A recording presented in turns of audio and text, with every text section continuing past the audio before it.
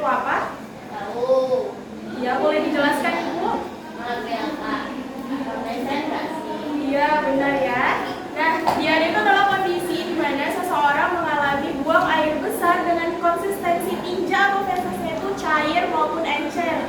Nah, untuk frekuensinya sendiri itu bisa lebih dari 3 kali dalam sehari. Biasanya diare, maaf ya, orang-orang kenalnya itu dengan mencret. Nah, untuk penyebabnya sendiri itu ada beberapa faktor. Yang pertama itu ada faktor infeksi. Infeksi apa sih? Infeksi bakteri. Bakterinya apa? Bakterinya E. coli dan Salmonella. Lalu ada infeksi virus, lalu infeksi jamur. Nah, lanjut faktor yang kedua itu faktor dari makanan. Makanan dan minuman yang masuk ke dalam tubuh yang tidak bersih menyebabkan diare. Lalu yang kedua bisa dari keracunan makanan serta intoleransi terhadap makanan serta minuman tersebut. Lalu yang ketiga apa? Faktor yang ketiga itu disebabkan oleh psikologis. Nah, untuk pencegahannya itu, untuk tanda dan gejalanya itu bagaimana?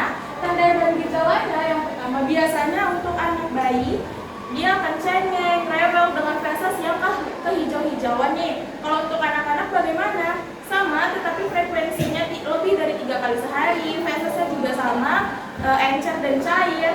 Nah, lalu selanjutnya anak akan dehidrasi berat. Dehidrasi berat ini seperti apa?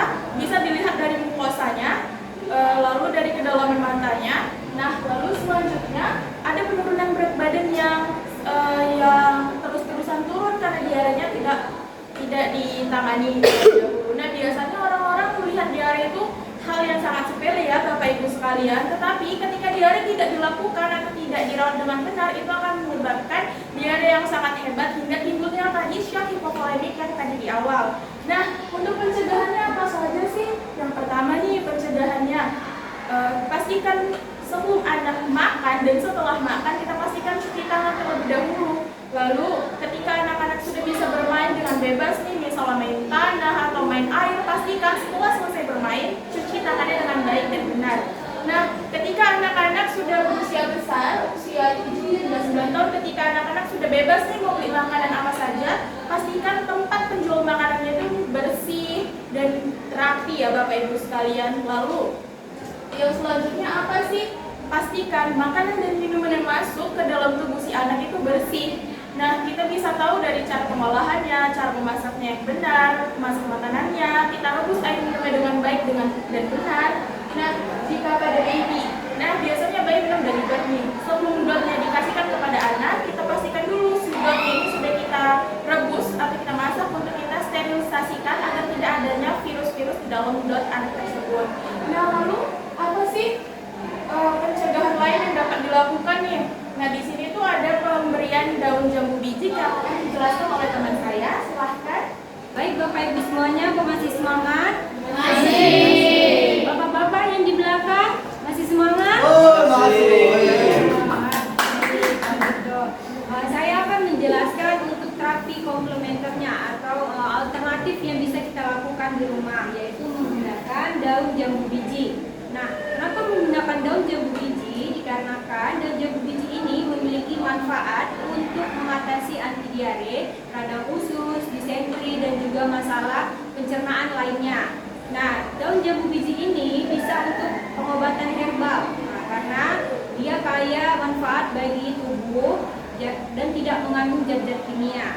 Nah, kita langsung saja masuk ke dalam untuk cara pembuatan dari daun jambu bijinya ya Bapak Ibu semuanya. Baik, alat dan bahannya Bapak Ibu siapkan 8 lembar daun jambu biji yang muda.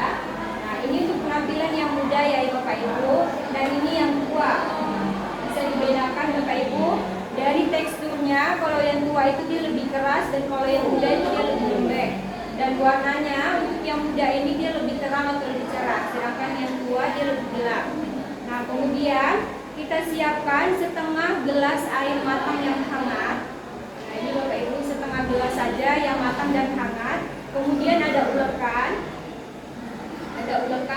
gelas untuk menyimpan air atau sari-sari dari yang akan kita gunakan tadi. Kemudian ada sendok, saringan, dan juga garam secukupnya. Nah, masuklah kita ke cara pembuatannya, yaitu pertama adalah cuci bersih dulu. Tadi adalah daun jambu bijinya sebanyak 8 lembar, cuci hingga bersih. Kemudian kita ulek hingga halus ya Bapak Ibu. Seperti teksturnya seperti ini. Bisa dilihat Bapak Ibu. Oh iya. Sampai halus. Kemudian setelah selesai kita masukkan atau kita campurkan ke dalam air. Lalu kita aduk merata. Dalam air hangat tadi ya. Iya, dicampurkan ke dalam air hangatnya. Seperti ini, bentar ya. Seperti ini. Kita campurkan lalu kita aduk. Baru kita kasih garam secukupnya, yaitu sejumput saja sedikit. Nah, kita ambil sedikit, lalu kita masukkan ke dalam airnya. Setelah itu kita aduk sampai merata. Nah, setelah itu baru kita saring. Nah, untuk mengambil airnya. Dan inilah dia hasilnya. Nah, ini bisa diberikan kepada anak itu selama dia mengalami diare 3 kali sehari. Nah, jadi selama anak masih mengalami diare boleh diberikan. Nah, untuk dosisnya jangan sampai keliru ya Bapak Ibu, atau juga cara penggunaannya atau takarannya kepada anak Bapak Ibu. Nah, akan saya beritahu yang pertama itu adalah untuk anak-anak umur 1 sampai 3 tahun itu diberikan 3 kali sehari sebanyak 1 sendok makan. Nah, jadi untuk anak 1 sampai 3 tahun diberikan sebanyak 1 sendok makan. Nah, untuk 4 sampai 5 tahun itu diberikan 3 kali sehari sebanyak 1 sampai 1,5 sendok makan. Nah, jadi untuk umur 4 sampai 5 tahun diberikan 1 sampai 1,5 sendok makan. Untuk umur yang 6 sampai juga 8 itu diberikan 2 sampai 3 kali sehari sebanyak 5 sendok makan. Jadi untuk yang umur 6 sampai 8 itu diberikan sebanyak 5 sendok makan. Nah, untuk yang umur 9 sampai 12 tahun itu diberikan setengah gelas. Jadi untuk yang 9 sampai 12 tahun itu diberikan setengah gelas. Nah, ini bisa disimpan atau tidak? Bisa disimpan ya Bapak Ibu di dalam kulkas. Apabila Bapak Ibu semuanya punya kulkas, bisa disimpan di kulkas selama 2 hari. Dia hanya bisa disimpan selama 2 hari. Jadi kalau ada Bapak Ibu belum sembuh atau masih diare di hari ketiga boleh dibuat yang baru. Nah, kalau misalnya nggak punya kulkas gimana? Bisa nggak disimpan di suhu ruang? Bisa, tetapi jangka waktunya hanya 1 hari. Tapi dia disimpan di tempat atau di wadah yang tertutup rapat, baik itu di suhu ruang maupun di kulkas. Jadi dia disimpan di tempat yang sejuk, jangan terpapar oleh sinar matahari secara langsung. Begitu Bapak Ibu. Saya kembalikan. Sekian, kalau begitu saya kembalikan ke moderator. Dari penjelasan kalau saya tadi mengenai daun jambu biji ini, apakah ada Bapak dan Ibu yang ingin bertanya? Ya, silakan. Dengan Ibu siapa?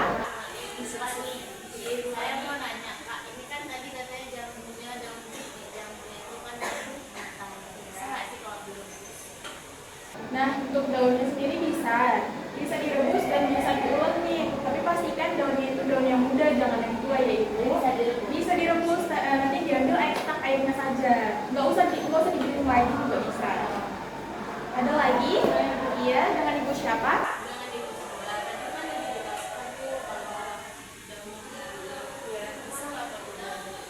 Bisa. Untuk daunnya sendiri bisa digiling ya Ibu dengan tekstur yang mendekati seperti ini. Kayak di blender ya, teksturnya seperti ini. Nah, caranya sama. Boleh kok Bu, bisa. Apakah ada lagi pertanyaan yang lain? Tidak ada. Nah, karena Bapak dan Ibu sudah paham nih, kalau begitu kami akan menutup sesi penyuluhan kali ini. Nah, kami pamit undur diri ya Ibu. Terima kasih. Assalamualaikum